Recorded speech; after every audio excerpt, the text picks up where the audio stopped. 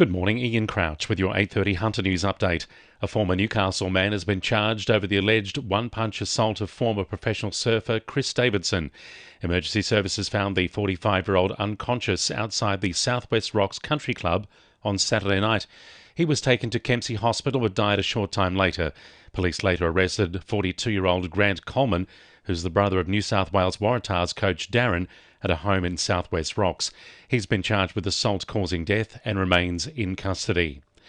The state's largest energy consumer, Tomago Aluminium, has set an ambitious target to switch from coal-fired power to renewables by 2029. The company is putting the call out for industry and technology partners to help it achieve the goal. It comes out of the blue for energy giant AGL, who has a contract to supply the company with electricity from the Bayswater plant until 2035. The University of Newcastle has received $2.2 million from the federal government to help improve the health and quality of life of Australians.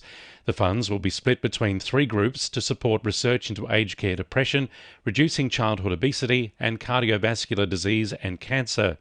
The cardio-oncology department team is already having success in reducing side effects in cancer treatments which cause heart disease.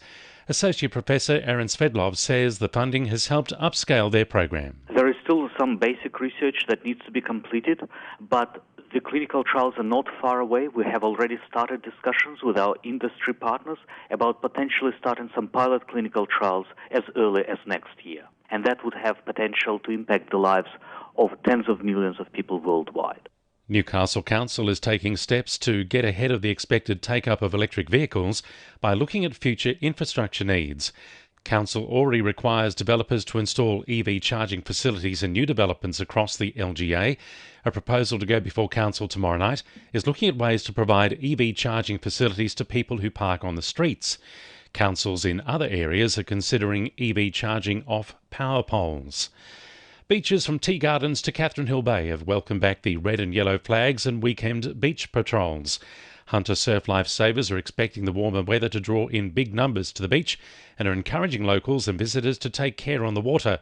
Hunter Branch Surf Lifesaving President Henry Scruton says people should also be aware of changing weather forecasts which could affect conditions. However, Mother Nature may not play all along the way she has previously. We've had some pretty intense weather and tsunamis, etc. So we're hoping for nice, calm weather.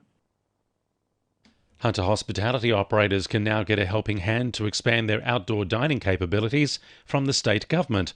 The government's announced a $66 million alfresco restart package to boost outdoor dining as we head into the warmer months. Small to medium-sized operators can apply for a rebate of up to $5,000 on items like generators, outdoor power points and weather protection. The rebate is available to the first 5,000 eligible businesses to register with Service New South Wales. 2NURFM Sport. The Knights NRLW side have bounced back for their second season in the competition, booking a place in the grand final after a 30-6 win against the Dragons. The win marked a club record margin, with fullback Tamika Upton returning from a calf injury to cross the line for 2 tries. Co-captain Millie Boyle says she's hoping they can go all the way. Everyone sets out to play in a grand final and, take the competition out, and that's our plan. Meanwhile, the men's under-21 side suffered a narrow grand final loss to Penrith in Golden Point, going down 19-18. Newcastle held an 18-6 lead, with 5/8 Kurt Donahue grabbing a try to give his side a 12-point lead with just over 10 to go. Penrith scored 2 late converted tries before Dolphins-bound halfback Isaiah Katoa slotted a field goal in Golden Point. And Merewether has walked away with the title in the men's Hunter Rugby Grand Final, defeating Hamilton 19 points to 7. And the winning numbers in Weekend Lotto are 5, 7, 10, 14, 34 and 41, and the supplementaries are 4 and 44. And now you're up to date with the latest 2NURFM Hunter News.